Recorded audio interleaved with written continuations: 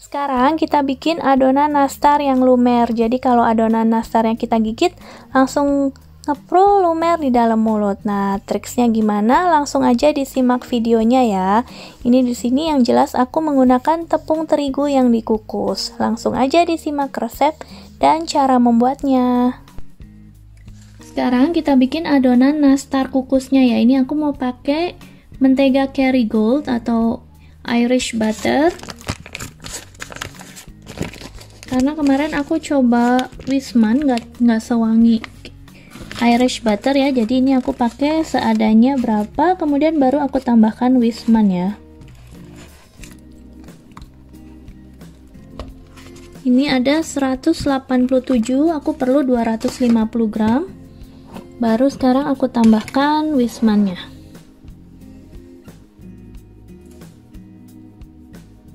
Maaf ya, tapi menurut aku Wisman itu tidak sewangi Wisman zaman kita kecil dulu atau zaman aku kecil dulu. Sekarang malah lebih wangi mentega Irish butter atau mentega yang ada di sini. Menurut aku ya, selera ya. Ini kita total pakai full butter 250 gram.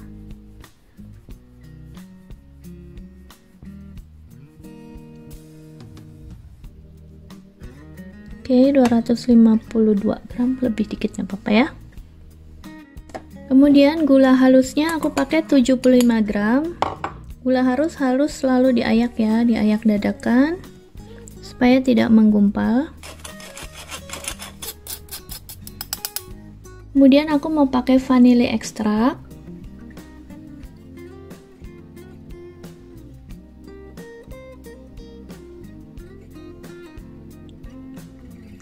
Sekitar 5 gram ya, biar wangi. Kalau ada vanilla oil, ini vanilla oilnya enak banget ya, wanginya tuh natural, nggak seperti artificial gitu, jadi aku suka banget pakai vanilla oil ini. Kemudian ini adonannya kita mixer sebentar aja. Ingat menteganya dalam keadaan sudah soft ya, jadi tidak perlu di mixer lama-lama.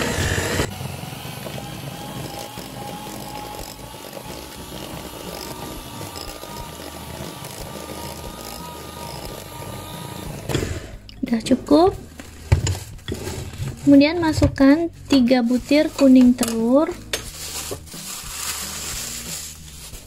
Ini 3 butir kuning telur, beratnya sekitar 53 gram, tadi aku timbang.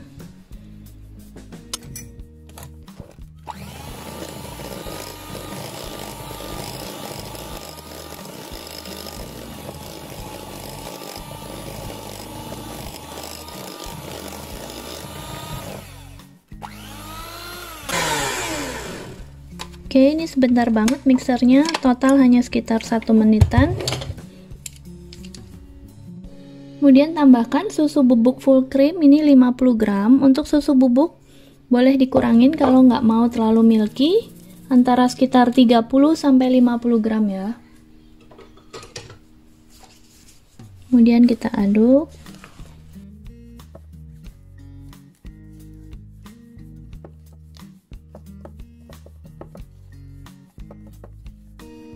Untuk tepung terigunya, ini aku pakai tepung terigu kukus ya, jadi tepung terigunya dikukus dulu baru kita timbang. Ini sudah dingin ya, aku ngukusnya udah dari 2 hari yang lalu, udah ditaruh di wadah, udah dingin. Sekarang baru aku bikin adonannya, kita masukkan. Ingat selalu kalau masukkan tepung terigu itu sisakan sedikit dari takaran resep, karena semua bisa tergantung dari bahan lainnya, konsistensi mentega atau konsistensi margarin, kelembapan udara, kelembapan tepung ya. Jadi selalu sisakan dulu sedikit, nanti kalau misalnya kurang ditambah,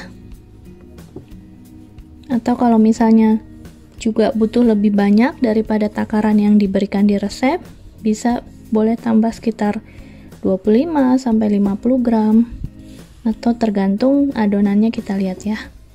Makanya kalau bikin kue kering harus sering latihan supaya lama-lama kita tahu konsistensi adonan, tekstur adonan yang pas seperti apa. Karena untuk jenis masing-masing kue kering juga konsistensi yang dibutuhkannya berbeda-beda ya, tekstur adonan yang dibutuhkan berbeda-beda. Ini kayak gini masih lembek banget, kita tambah lagi ya. Ini aku timbang 350 gram tepung terigu kukus.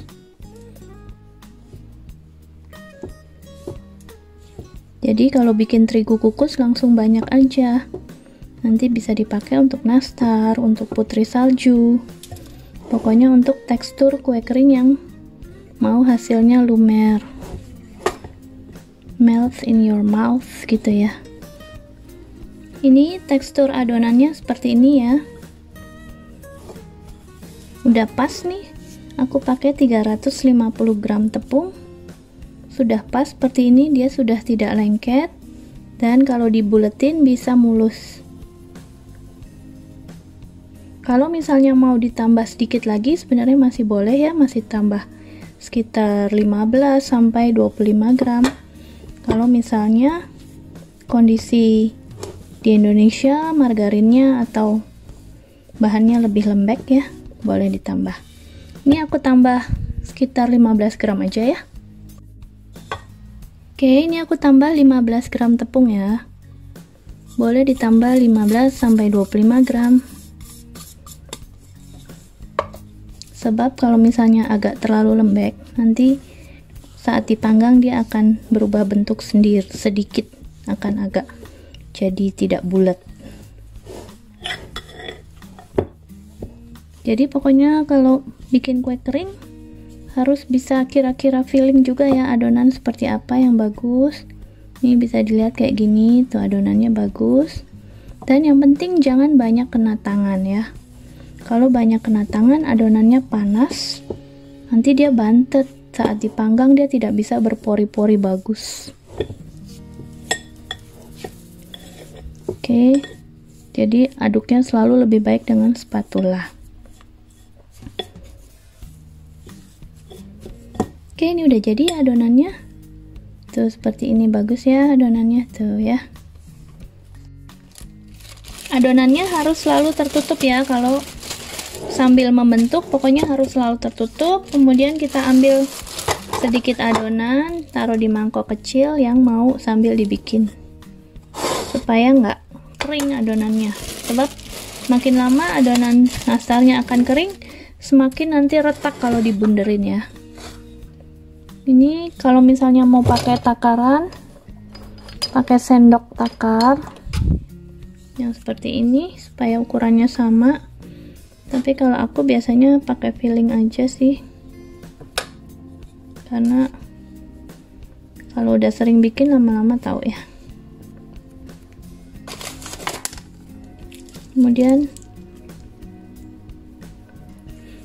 terus terang aku kalau nastar itu lebih suka makanin tepungnya dibanding selainya. Tapi kalau suka yang banyak selainya bisa ditimbangin ya. Nih aku bikin yang kecil-kecil ya kayak gini, jadi dia bisa mulus banget.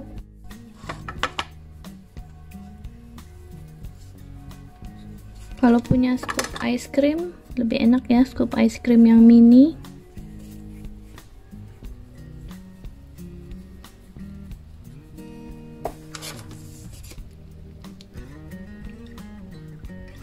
Tuh ya, kalau mau lebih banyak selainya seperti ini. Kalau aku tuh seneng nastar makanin adonannya, nggak terlalu suka banyak selainya. Tapi kan selera ya, ada yang suka banyak selainya, adonannya sedikit. Jadi disesuaikan dengan selera masing-masing aja. Oke, kayak gini ya, bisa mulus. Nih mau bikin yang kecil segini atau yang besar segini banyak isinya.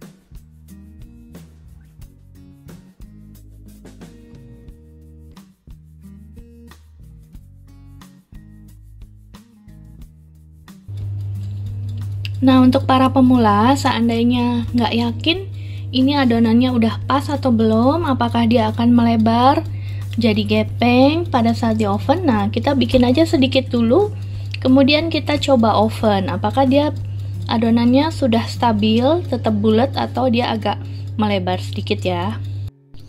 Ini hasilnya adonan nastar yang sudah dipanggang selama kurang lebih 20 menit. Dia bulatannya tetap bagus ya, kayak gini, hanya mungkin melebar dikit tuh. Jadi kalau misalnya mau dibuat lebih bulat banget, mau ditambah tepungnya 25 gram tadi boleh, kalau aku kan hanya 15 gram ya. Tapi aku nggak mau tambah lagi, karena biasanya makin lama adonan akan makin mengering ya, jadi aku nggak mau tambah lagi tepung terigunya. Ini adonan nastarnya udah selesai dibuletin, sekarang siap kita oven dengan suhu 140 derajat hingga 3/4 matang atau boleh sampai matang juga ya, sebelum kita poles kuning telur. Ini nastarnya sudah di oven selama kurang lebih 20 menit dengan suhu 140 derajat hingga ini matang ya, atau 3/4 matang. Nih bawahnya masih kayak gini, tapi atasnya udah keras, udah kering ya. Kalau yang pinggir tentu saja lebih kuning kayak gini tuh ya.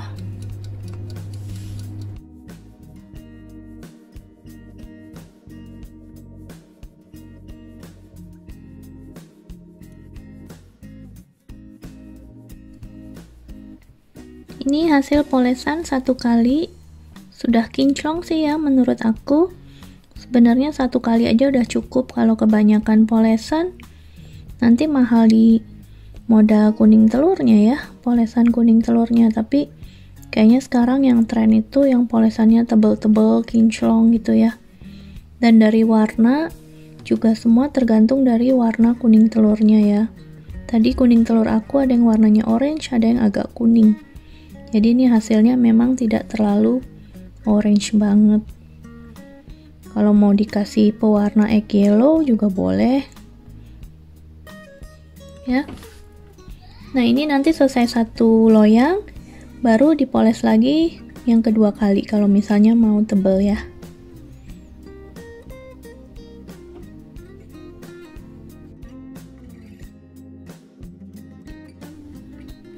Kita ulangin dari yang pertama dipoles ya. Ini kalau mau polesan 2 kali.